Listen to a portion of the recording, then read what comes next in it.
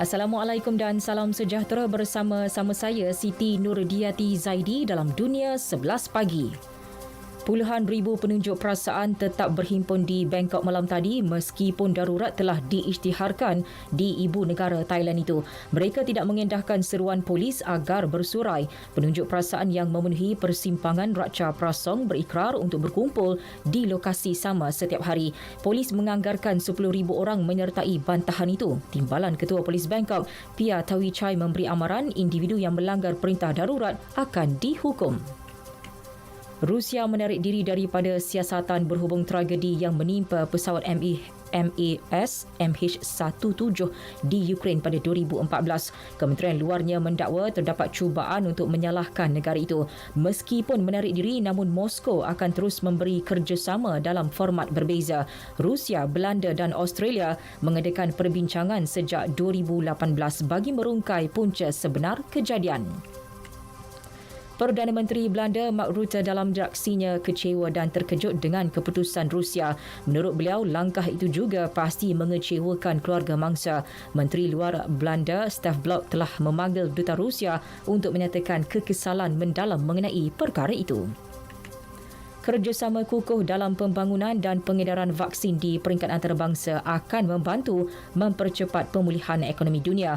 Ia juga akan menyumbang $9 trilion kepada pendapatan global menjelang 2025. Demikian dinyatakan Pengarah Urusan Tabung Keuangan Antarabangsa IMF, Kristalina Georgieva. Beliau turut menekankan pentingnya vaksin diagihkan sama rata di seluruh dunia. Langkah itu dapat meningkatkan keyakinan dalam sektor pelancongan, pelaburan, perdagangan dan aktiviti lain. Perintah kawalan pergerakan di London akan diperketat bagi mengekang penularan COVID-19. Setiausaha Kesihatan Matt Hancock berkata, perintah itu akan ditingkatkan ke tahap 2 atau berisiko tinggi daripada tahap 1 atau berisiko sederhana sebelum ini. Laporan lain pula menyebut pelawat yang memasuki Britain dari Itali kini perlu menjalani kuarantin kendiri selama 14 hari. Setiausaha Pengangkutan Grant Sharp berkata, langkah itu akan dilaksanakan di semua pintu masuk negara berkuat kuasa Ahad ini. Manakala mereka yang tiba dari Pulau Crete, Greece tidak lagi dikenakan kuarantin. Polis Perancis menggeledah pejabat dan kediaman ahli politik sebagai sebahagian daripada siasatan berhubung langkah kerajaan menangani krisis COVID-19. Siasatan dijalankan susulan 90 aduan yang diterima berhubung cara kerajaan mengendalikan wabak itu. Selain bekas Perdana Menteri Edouard Philippe, turut disiasat beberapa menteri dan bekas menteri.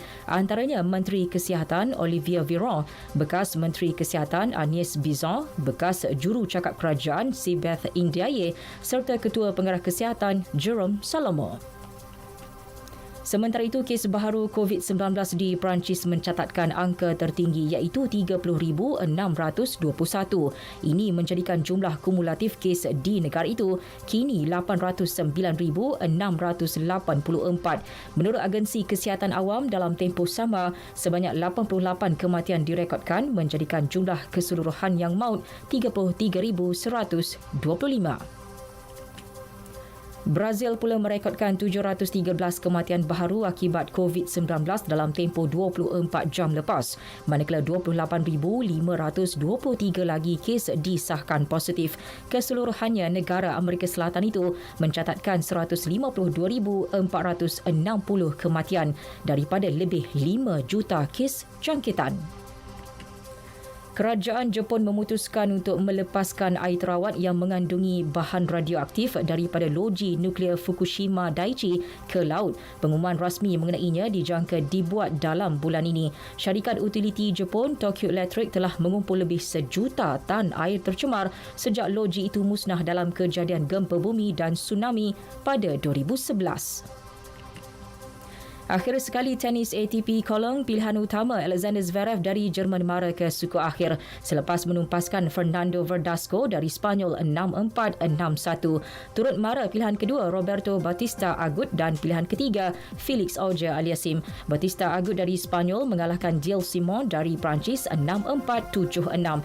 Manakala Auger-Aliassime dari Kanada menewaskan Henry Laaksonen dari Switzerland 6-4, 6-1.